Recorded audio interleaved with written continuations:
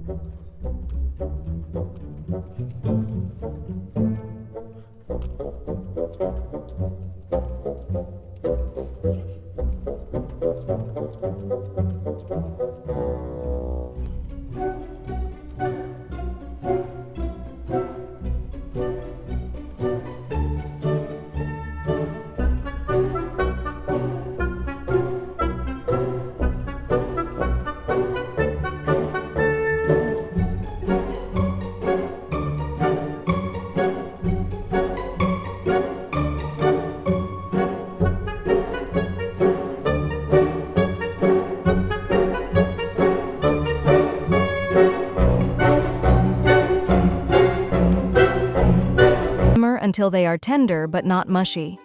6. Optional glaze for added flavor.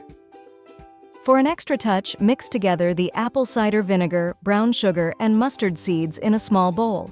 Remove the corned beef from the pot and transfer it to a baking sheet.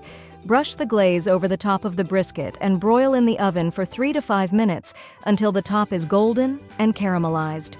7. Rest and serve.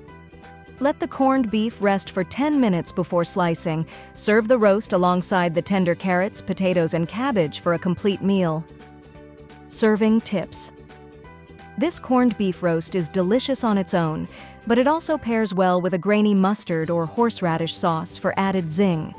For leftovers, slice the meat thinly for sandwiches or reheat it in a skillet with the vegetables for a hearty hash. So if you're enjoying this, don't forget to like and maybe subscribe for more.